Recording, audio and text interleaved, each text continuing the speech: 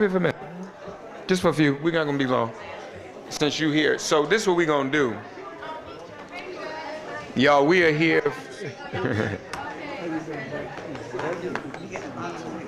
Where you going? Oh, okay. Yeah, right here. Yes, right here. We're gonna, let's see, and what we're gonna do is we're gonna cover a little ground here, and then we've got a panel coming up at 7 o'clock.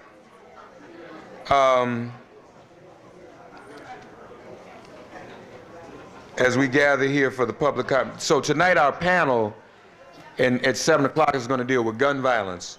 Blood on the Bridge, gun violence from Bloody Sunday to today. Black Voters Matter is going to be here for that conversation. So we invite you to stay. We've not had a conversation quite like that in some time. Representative Chestnut, come on up here, man. So we're going to hear from some of these distinguished people, do a little housekeeping. How's everybody feel? Y'all enjoy the mock trial?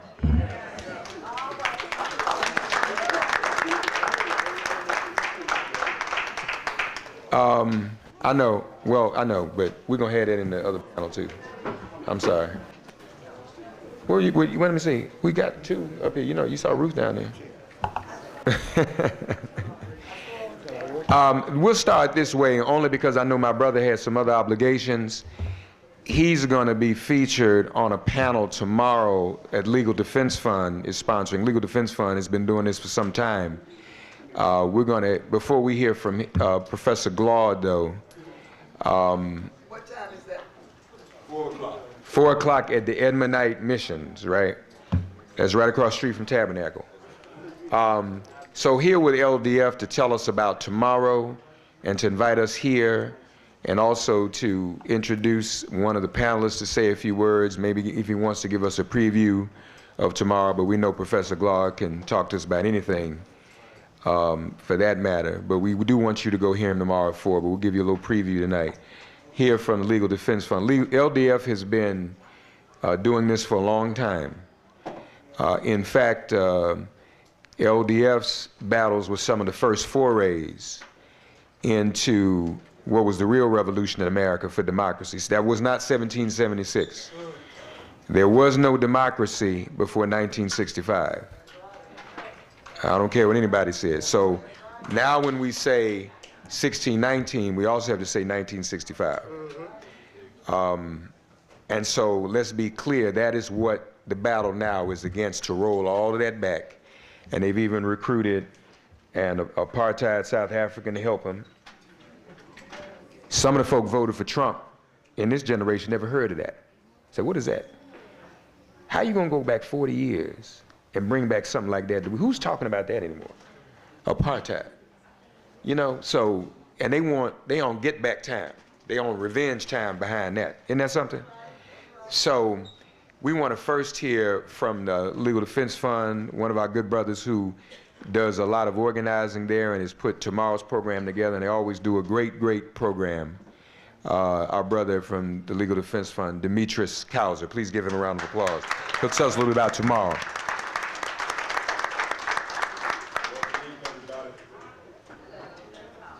Is that you? Yes, on there. Is it lit up? Yeah, I probably got to hold it down. We're gonna get this thing going. Good evening, everyone. Good evening. My name is Demetrius Kauser. I'm a voting rights attorney at the NAACP Legal Defense and Educational Fund. Coming down to Selma is like going home to my hometown of Waycross, Georgia. It's country, but I love it. If y'all know what Waycross is, it's way on across Georgia, down at the bottom of the map. Tomorrow, we have a fantastic panel at the Edmondite Missions at 4 p.m. featuring, as Reverend Mark mentioned, Dr. Glaude, and we're looking forward to it. And just like Reverend Mark also mentioned, the United States of America was not a democracy before 1965. And this year marks 60 years since we become a true multiracial democracy. 60 years is quite a milestone. So y'all come out and y'all partake in a discussion about making democracy deliver. Again, that's 4 p.m. at the Edmondite Missions here in Selma. Appreciate you very much. You know, of course. That's on water. Broad Street. Oh, that's Broad Street. I'm sorry, I'm tripping. Okay, it's Broad Street. Who? Same street with the bridge. Same road. Same street, right, Broad Street. So you all, let's give Demetrius a round of applause. And one of the panelists is our good brother here, who has become one of the most prolific public intellectuals of our generation and of our time. And that's very, very important, because we need the types that we had back in the day, James Baldwin, the contemporaries of Dr. Chavis, who knew James Baldwin and many of the other great public intellectuals of that era. And he'll be joining us tomorrow. I just want to give him an opportunity to say a few words about why it's important for him to be here in Selma and what it means to him, his journey, his work, and his interpretation of our struggle. Professor Eddie Glaude, if he could say a few words. Thank you. Thank you so much. I am deeply humbled to be here. I'm a country boy from Moss Point, Mississippi. All right. Yes, sir. I grew up on the water. Huh. And made my way to Morehouse, and now I'm at Princeton. It's a blessing. None of it would have been possible without the sacrifices that Bloody Sunday represents. We're in a moment where we have to make a choice.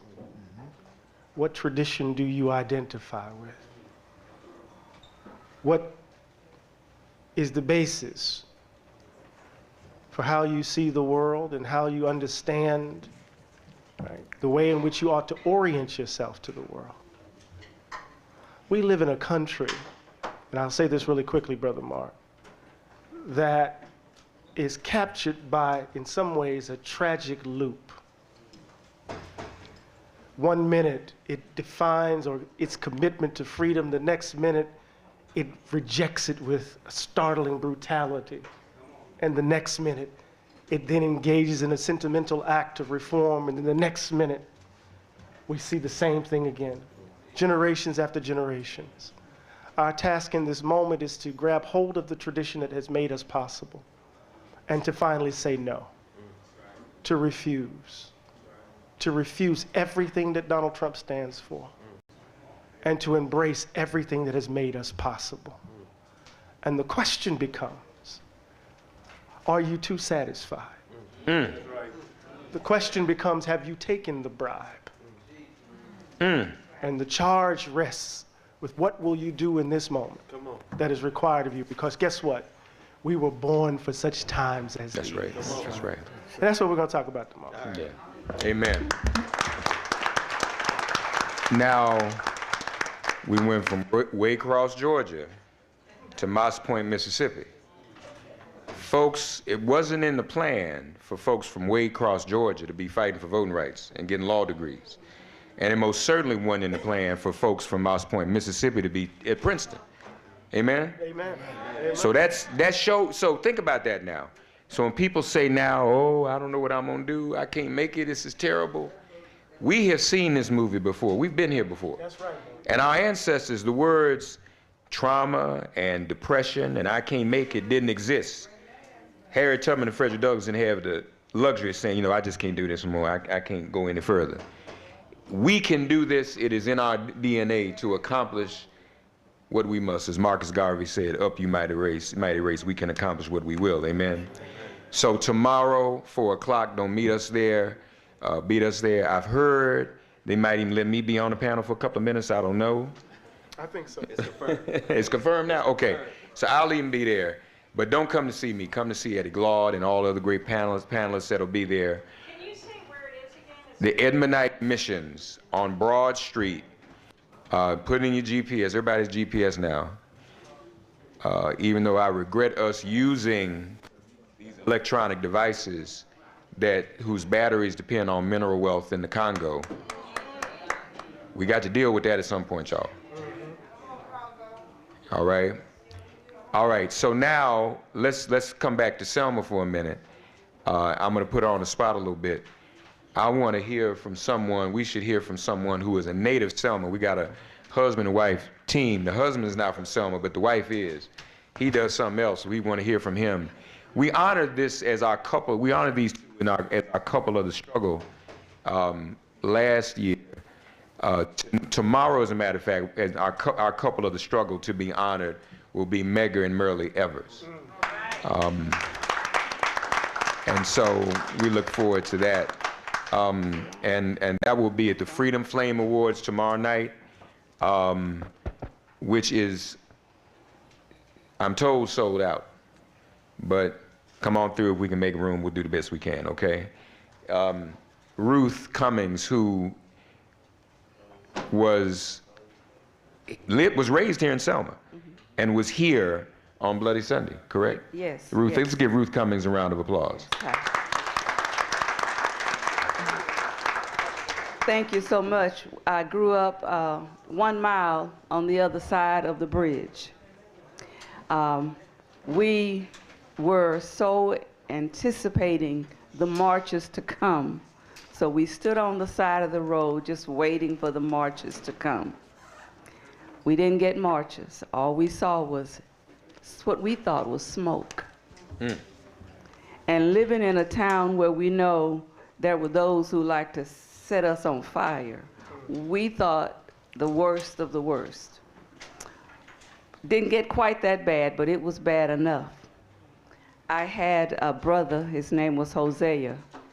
He was on the bridge on Bloody Sunday. My parents wouldn't let the girls go. They made us stay at home. And when he returned, he was just that. He was bloody. He had a gash in his head. And he continued, every time they gathered on the bridge, he was there. Every time they gathered, he was there. He walked the entire 50 miles. My mother, along with me and some others, fed lunches to those who were on the road to Montgomery. I was actually at the last day in Montgomery when Dr. King made his speech. I was also privileged to be one of the children who were called to be a demonstrator, because after the adults had been so harassed and threatened and beaten, they say, surely they won't do that to the children. So we were able to demonstrate right this courthouse. We demonstrated because we needed to have the right to vote. I don't know if you all know just how hard it was for us to try to get the right to register, not just to vote, but to register. First they told you you had to pay X amount of dollars. We raised the dollars. Then they say you got to take a test. We took the test, passed the test. They say we cheated. Then they gave you another test, passed that test. Then they brought you back in and they say, look, in order for you to register to vote, you're going to have to stand here and name all 67 counties in Alabama and tell us what the county seat is. That's when we knew we needed some help. Amen. And the help came. And it eventually ended in, of course, the Voting Rights Act being signed. But the bad thing about it is we are almost right back where we started. Yeah, yeah. And the road ahead, we have got to do what the song says. We've got to march on till victory is won. Hold, keep that mic right there. Now we're going to hear, thank you, Ruth. Let's give Ruth another round of applause for sharing that. And that's what it was, folks. These were regular folk just like us who changed not just America, but the world. And they want to take us back. There's any analogy to be drawn. The voting rights won in 1865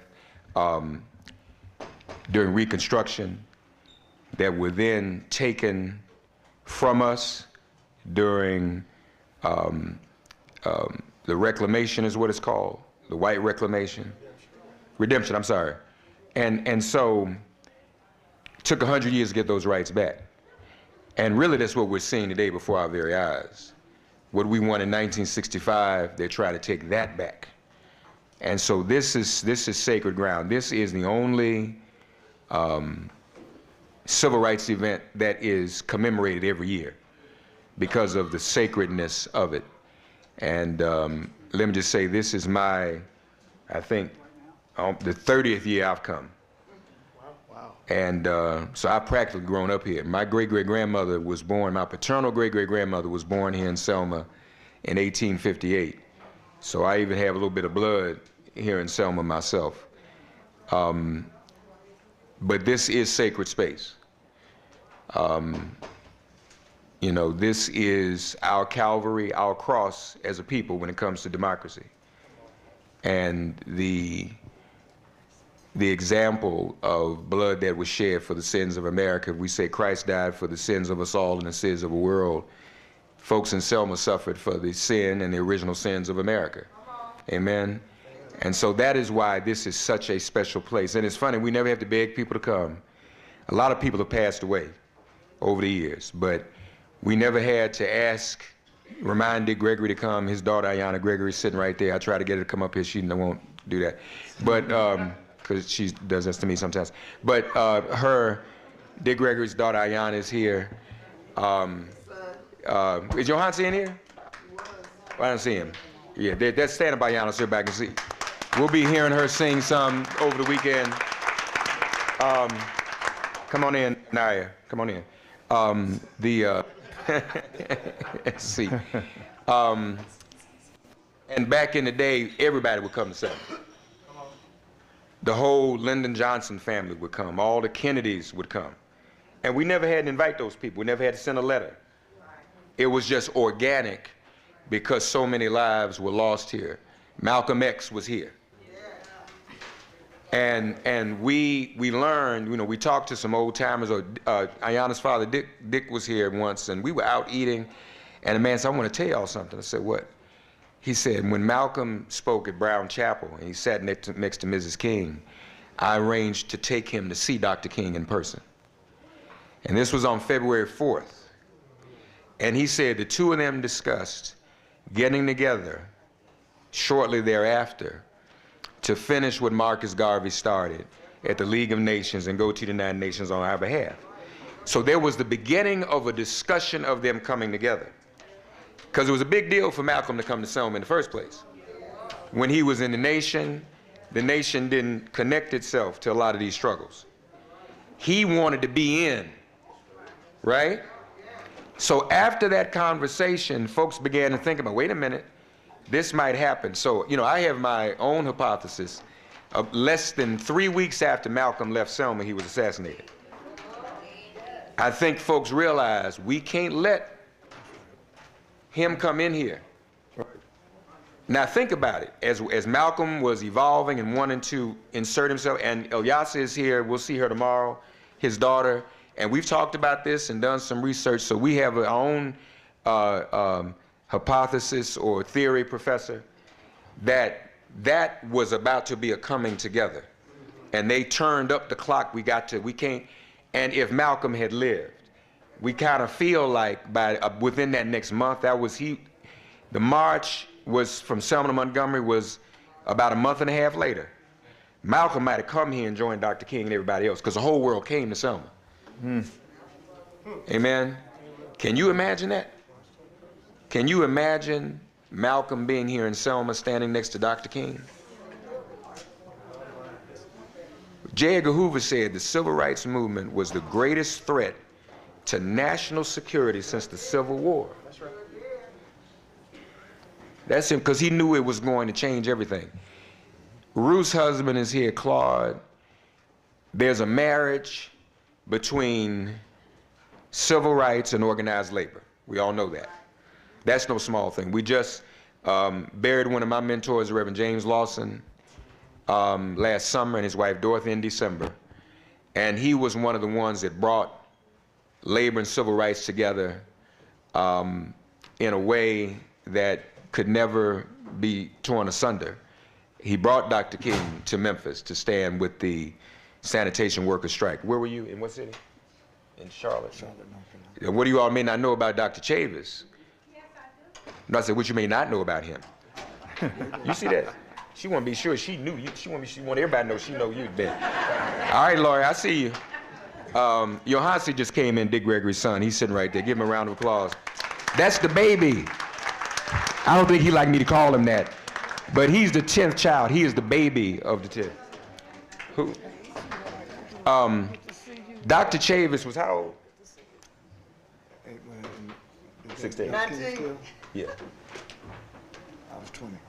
Dr. Chavis was 20 years old, organizing for the SCLC in Charlotte. And what a lot of people don't know, Dr. King was to have left Memphis and joined him in Charlotte for the sanitation workers strike there. So this is all living history.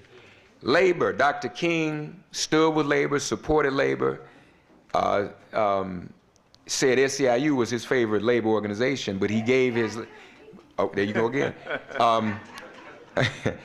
But he actually gave his life for AFSCME. Right. Because the sanitation workers were trying to organize a strike there. Here's a union. Now, we got big news this morning, and it hadn't really made the mainstream as much because folks take everything for granted. No good Donald Trump struck down collective bargaining and the union, Right. dissolved the union for the TSA, Right. which comes under the American Federation of Government Employees. Now, we see the TSA and we go through the airport. So are you really concerned about our safety? What did Reagan do? Now, Dr. Glaude is somewhat, he's a historian among other things, but folk, they keep doing the same thing. Reagan came after the air traffic controllers. Musk is trying to get the air traffic control contract. This morning, they dissolved the union of the TSA. Now, this is not American Federation of Government Employees, but this is his own black history. This is the first black president, Roos Husband. That's his first title, Roos Husband. Second title, that's the most important one. The second important title he has is first black president of the Communication Workers of America. Well, thank you. Thank you. Now, hold it up, Claude. I want you to understand something, how we have built these unions. How many black presidents we have? American Federation of Government Employees, AFSCME, SEIU now, Right. CWA, that's you. AFGE. AFGE, NEA, National NEA, Education Association. Is that it? Yeah, NEA, and I think that's it. Longshoreman? Yeah. I don't know if he's the international president, though. But Okay. he's the president, but I don't know if it's a national office. Okay, so that's how many black presidents of unions we have. We have put so much in. We built these unions. We went out from the plantation into industry and have given our service in this way. But we want to, Claude is also a big supporter of the Jubilee and has given us money over the years and has raised money for us. Thank you. So let's hear a word from Claude, and Five Rose got to say something. She's got to go. Well, Claude actually, Cummings, Mark, give Claude Cummings a round of applause. Thank you. Actually, you stole my thunder. I'm sorry. Because that's okay. I didn't know how many had heard about this. You know, the great poet Maya Angelou said, when they show you who they are, believe them. And you know, unions all year last year tried to tell everyone that 2025, Project 2025 is not a joke. It's for real. They're going to implement this. And here's a good example. Unions have come under attack. How many of you fly? How many of you fly? Because this is going to adversely affect you. As Mark said, the Department of Homeland Security said Friday that it's ending the collective bargaining agreement with the tens of thousands of frontline employees at the Transportation Security Administration, marking a major effort to dismantle union protection under the Trump administration. The TSA union called it an unprovoked attack and vowed to fight it. The department criticized the union whose staffers are responsible for keeping weapons off airplanes and protecting air travel. Officials said that poor performers were being allowed to stay on the job and that the agreement was hindering the ability of organizations to safeguard our transportation system and keep Americans safe. Now, I travel a lot, and when I go through TSA, I see a lot of folk that look like me. Simple as that. And what they're saying is if someone gets disciplined on the job, they don't want the union to protect them. Trump and his minions said they wanted to try to get rid of unions. So this is what they're trying to do starting here. But I'm telling all of you that unions are just not going to take it. I was late coming in today because I talked with the president of AFGE, President Kelly, and we are filing a lawsuit on Monday to stop this craziness that's taking place. And we all need to understand that this administration is trying to take us backwards. When you look at DEI and getting rid of DEI, they're trying to take us backwards. Think about the craziness. Whatever it was when he spoke. Only only two sexes, what was it he said? Only two genders, male and female. How happy he was when he said we're getting rid of DEI. And it goes on and on and on and on. They're making it more difficult for us to vote. I live in a state in Texas, Ruth and I do, with the governor in a wheelchair. That's making it more difficult for others in a wheelchair like him to vote. Think about that. And I've been able in Georgia to feed people and give them water. You know, when they're voting, they've gotten rid of straight ticket balloting in Texas only to try to stop us from our right to vote. And I would just say this to all of you. We can't sit here and be quiet about this. You know, when I come to Selma, what I think about when I cross that bridge is not so much the 7th, March the 7th. I think about the 6th, the night before, when those brave citizens were in their homes, probably loving on their loved ones, kissing them, looking at pictures, and saying to themselves, I don't know if I'll be here tomorrow, because I know those police officers are on the other side of that bridge. But guess what? They did it anyway. Why did they do it? They did it for us, right? So we cannot sit back now in times like these and be quiet. We need to fight back. We have a saying in the union, when we fight, we win. When we fight, we win. When we fight, we win. Trust me, we're going to fight and we're going to win, and it's going to start by taking back in the midterms the House and hopefully the Senate. Amen. That's where we start. Thank you. Claude Cummings, Claude and Ruth. Thank you, thank you. Come on, you gonna Thank you for allowing me just 2 minutes. I promise this is my 3rd event today. And everywhere I go, I have to tell you something that we've omitted for 60 years. A story about him is in this paper, but it's not long. J.L. Chestnut wrote a full story about him in his book. C.J. Adams is the grandfather of the voting rights movement. Says C.J. Adams, he fought in World War I. He established the first NAACP here. We always thought it was Mr. Boynton, but it was C.J. Adams who started the Dallas County Voters League. There's nothing about him in that museum, and I've tried all this week, but I did include him in this paper. C.J. Adams. He was ostracized here. Black people were afraid to be seen with him. He went to jail twice, and even the people in the jail were scared of him. He left here, your uncle took him away. He said, I'm just tired. Black people, I've tried, but I'm just tired. Remember who? C.J. Adams. One other name. You know about Jimmy Lee Jackson, but you didn't know that a white doctor killed him. You thought the white state trooper killed him. He shot him and beat him, but it was a white doctor who killed him. Tomorrow night we're going to be honoring the nurse who was there. Miss Booker said Jimmy Lee was talking, doing well. When the black doctor gave him the operation, he came back to life, but they called in the white doctor and said, we got to give him another operation, and he died on the operating table. I just had to bring these facts up because it's so much we don't know. I didn't know your story. The last thing I want to say is I lost my keys, y'all, twice, and my phone. Let's ban DMI, divisive mega incompetency, because that's what's in the White House. Say, let's ban what? DMI, divisive mega incompetency. Thank you so much. See y'all in the morning. All right. Couple more, and then we're going to go into our panel on gun violence. First of all, someone else who was here, we're going to go outside the country for a minute and head into Philly. How many of you all remember MOVE and the bombing in Philadelphia? Remember that? One of the survivors is here. And I think there was just some news recently and a milestone we reached on that. So we do well and glad to see, that's right. And that's one thing, everybody comes to Selma. And so when Pam walked in, I was like, oh my God, we haven't seen Pam. Pam Africa is here. Please give her a round of applause. Come on now. I've been trying to get you out. Oh, you don't have. This is such a pleasure to be here.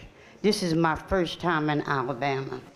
But I come from the MOVE organization, the family that was bombed in 1985 and attacked by the Rizzo administration in 1978, and where one of their cops got killed in my family and was blamed for that, and they did 40 years in jail for a crime that everybody knew it was impossible for them to have done.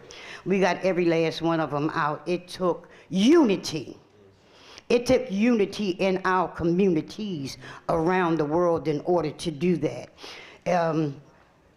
Mumia Abu Jamal, and innocent, and Sis here headed part of the tribunal we did for Mumia.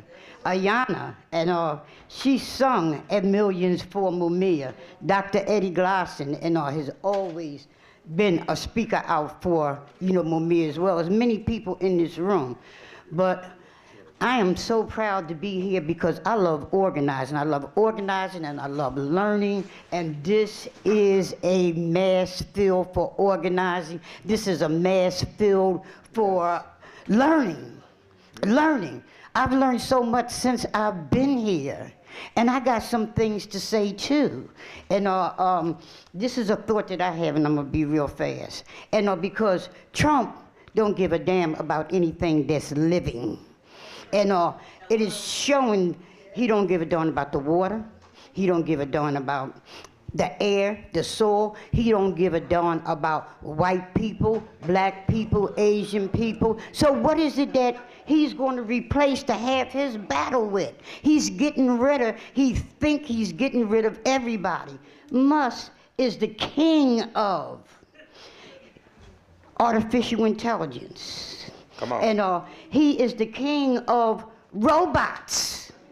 In Philadelphia, they're making robot dogs, and they send them to Palestine. And in the stores, you walk around, and they're around you. He needs something that's other than human, because it is humans. It is people of all colors and things that's standing up and getting their way. That was just food for thought. I have something else I want to talk about tomorrow, but that's just one of my thoughts in what's happening, what he's doing today. They always show you futuristic movies, and all of a sudden you see the reality around you. I'm saying we better look all the way across the board, and don't forget that artificial intelligence. And we got all kind of eavesdroppers in our houses. Right. Right. With minerals from our land in Africa. That's right, taking it from Africa. But we got some people standing up in Africa. That's right. That's right. South Africa, yes indeed. Example for us. With that, I'm gonna close out because I am long-winded. I love being here. Okay. I love the tribunal because it showed both sides. Where will you be tomorrow? You said you're gonna be. I'm one of the inductees tomorrow. Right, so that's where I'll be at. But I'm gonna be at everything else, because this is a great learning experience. And also a collector of people to help do the work. Thank you. Thank you, Pam Africa. Give her a round of applause. One more here, and Dr. Chavis, a few words. Then we'll hear from the Freedom Singers again. Amen. Dr. Chavis. And but first, I want our brother here. He shared something with us at the mass meeting tonight. I wanted him to share it now for the broadcast. Representative Prince Chestnut, who represents. We're in your district right now, right? We're in my district. District 67, y'all. Brother, share with the audience briefly. You mentioned a bill in particular last night, Back the Blue. Can you tell everybody about that, please? And please welcome Prince Chestnut, everybody. Thank you, brother. The Back to Blue bill that was, it's part of the governor's Alabama safety plan. And the Back to Blue is a response to the defund the police movement, and so on and so forth. And so they have gone to the polar opposite extreme and wanted to make it almost impossible to hold a bad police officer accountable. So the tenets of this bill is that an officer, if he uses lethal force, or if he just uses excessive force, that he will be given not one, but 2 motion hearings initially after the, if he's going to be arrested, right? If he's, let's say he is indicted. Once he gets indicted, his lawyer can immediately file a motion to dismiss. Can also, for the document, the pleading document not being specific and particular enough. So like if anyone else commits a crime, it's a plain document, just a plain complaint reciting what the law is and saying that this person committed that crime. That's all that's required. But you have to plead with particularity, with specific facts if it's an officer. So that's the first step. So that's a motion to dismiss comes out. Then there'll be a self-defense motion, a stand your ground motion. That's a second one. Then there will be a third motion, which is an immunity motion. And so with that immunity motion, not only will you have to deal with the self-defense part, but you also have to look, and it's separate elements. It's separate. It will be a separate hearing. In that hearing, you would have to look at whether or not this officer violated clearly established law and whether or not he violated the person's constitutional rights when he did it. So if he used his discretion, and the judge, it says that the judge has to use, he has to put himself from the vantage point of the officer, and you have to assume good faith on behalf of the officer. Yeah, to the outermost perimeter of his discretionary authority, right? And let's say that all 3 motions are denied. Well, guess what? Baked in the law is there will be a mandatory opportunity to have it to go to the appellate court. And the appellate court will review what the trial court judge did to see if he made error. And automatically. And then if it gets past that point, it finally gets a chance to proceed to trial, then he can bring back the immunity defense and charge a jury so that now the jury is looking at something that the judge has already looked at and said that he stepped out of bounds. But now the jury is now sitting there trying to figure out law, not just facts, but now law also. And under those circumstances, I mean, how many prosecutors are going to bring charges?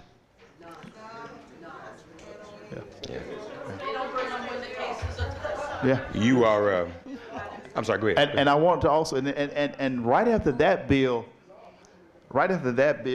passed out of the House, the next bill that came up was a bill, an enhancement bill. So in that enhancement bill, if an officer seeks to make an arrest, resisting arrest is a Class A misdemeanor. But if there's a resistance, and that resistance causes any injury to any person or the officer, then it gets augmented to the next grade. So a Class A misdemeanor becomes a Class D felony. And so if the officer is attempting to make an arrest and the guy pushes away and he runs, and then the officer runs after him, he stumbles and he falls and he hurts himself, felony. Yeah, yeah. The bill number, do you know? Off the top of your head. I'll get it to you before we leave. This is your representative, folks, and he's going to be keeping you informed about that, okay? You looking? Now, the immunity bill is HB 202. That's the number of the immunity bill. I'm from Florida. Uh-huh. And so we've been dealing with qualified immunity for years, since the 80s, actually. Yes. So what he's talking about, we've been dealing with, but some of us have, I'm not an attorney, I'm a statistician. So understand that, I'm a stat person people call. We have some laws and some things that can help you dealing with that. Can I make this one mention? Check, and we have 67 counties in Florida. Each county can have their own use of force metrics, and each city can have their own use of force metrics. And you gotta see if it even lines up with that. 'Cause Yeah. we're finding that's what we're getting beat a lot of times with the use of force metrics. Right, right. I'm sorry, she asked for the other bill. Right. So HB 202 is the first one. That's a police immunity bill. And HB 265 is the other bill where if you flee from an officer and the officer happens to hurt himself, it goes into, it could just be clumsy, and it will go to a felony. Yeah, yeah. So, yeah, thank you, Representative Prince Chestnut. Give him another round of applause.